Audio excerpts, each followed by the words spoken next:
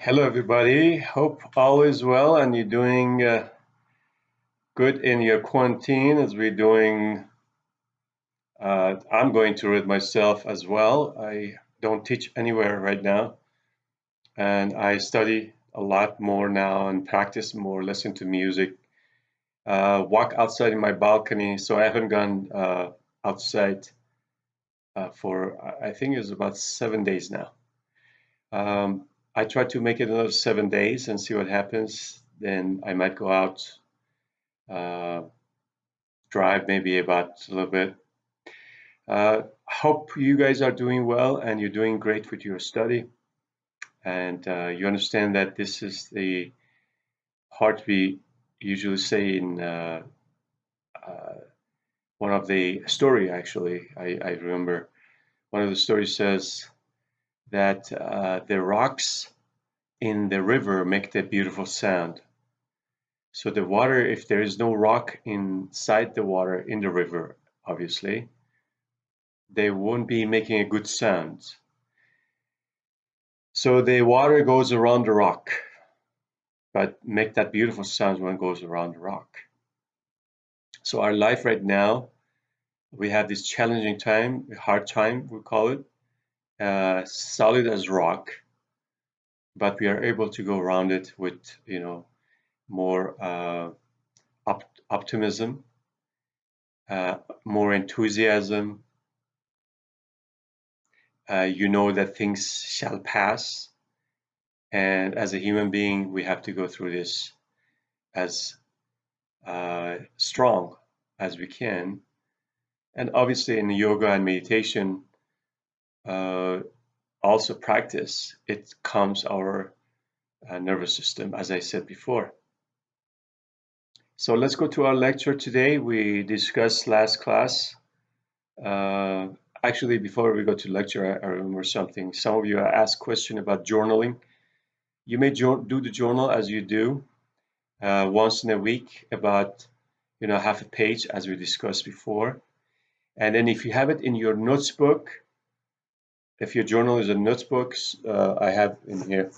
At the end of the semester, just take a short video from yourself and showing me your, you know, go past through your yoga journal. Say this is 1, 2, 3, 4, 5, so I can see that, and I can give you a grade for your yoga journal. If you are just digitally doing it online and you just send that at the end when is due. Also, the in April is going to be your final, or not the final, the research paper, and that research paper should be anything that we discuss. Like we discussed the 8 limbs of yoga, we discussed social behavior, self behavior. We talk about the asana, the practice, the pratyahara, uh, withdraw from the senses. We talk about concentration, focusing. We did discuss the meditation, so you can choose any of those subjects for your research paper, or just talk about your own experience in the yoga.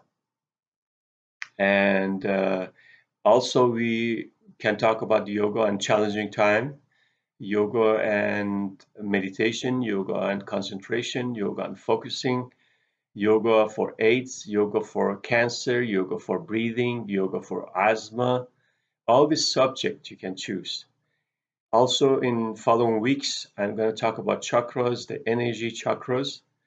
So we can also take one of the subject of the chakras and maybe do either the subject for the chakras or one chakra or the seventh chakra we discuss.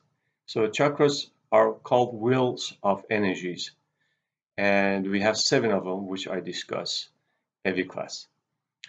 So let's go back to our last, uh, the 8 limbs of yoga, which first one was social behavior, self-behavior, number 2. Number 3 was asana, or poses. Number 4 was pranayama, breathing. Pratyahara, number 5. Number 6, dharana, concentration. Number 7, meditation. And tonight, or today, which is day to right now. For some of the classes will be the night. Uh, Today we're going to talk about Samadhi, number 8, and that's the last 8 limbs of yoga. So what is Samadhi means? Samadhi means when you are meditating and you go into this space of no worries, no anxiety. As I said, I believe in last class, in India, they say the meditation is the end of sorrow. So at the end of the meditation is Samadhi. It's just like you go to a place that there's no one else except you and that place.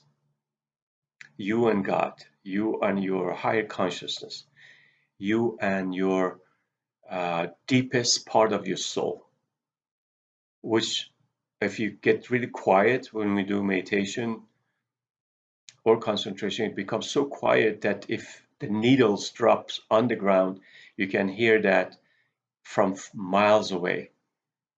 It's just like this needle fall on the ground is like miles away from you. It's not at the front of you because you have gone, we call it to that emptiness. Emptiness. From emptiness rises fullness. What is emptiness? I believe I discussed it one time in a class. If I don't, I just review it again with you guys. Uh, Emptiness means if you look at my wall behind me, there are pictures.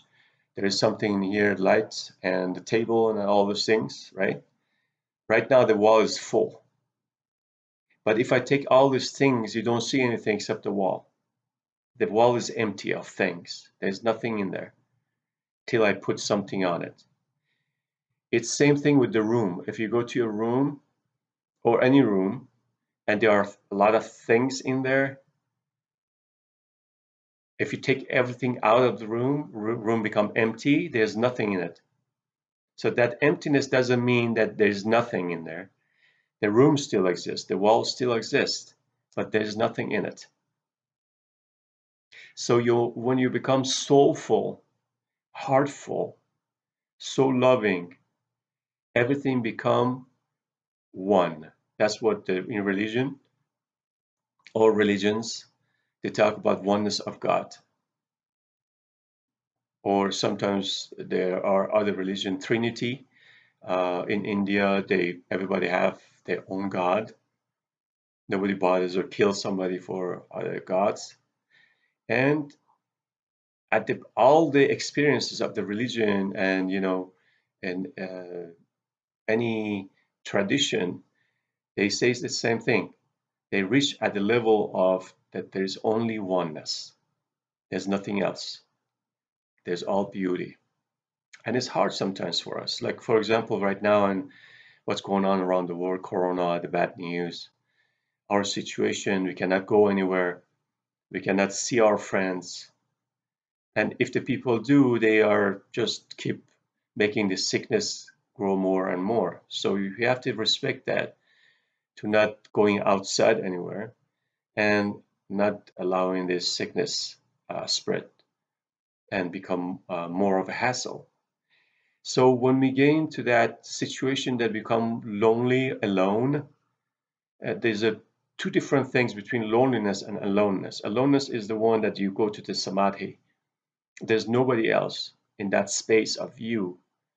You can call it like a space shuttle of mine, my space shuttle. I could go wherever I want.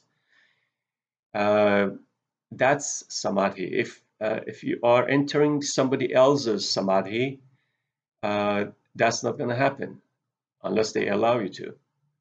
So there's just you and the universe, you and the God, you and the existence, you and the whole things. Life is the whole, it's not separated from anything. From one grass in the earth to the highest star in the sky is that same consciousness. There's no difference. It's not somebody in the sky is different from the earth. It's the same consciousness, same samadhi. So samadhi is when you become peaceful. heartfelt. And also, they say, the masters, they say Samadhi also is when you are feeling totally with the existence in a way of very friendly way. Like you can do whatever you want, and God is not going to punish you. God is not going to say, "I'm not locking you." Like a good parents, like usually they have a little child, and children are playing. They're not going to yell at them. They kiss them, especially the little ones. Like I'm talking about toddlers, 2, 3 years old.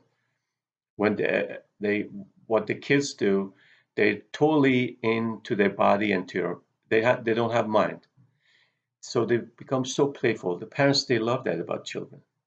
So we are children of that source, God consciousness.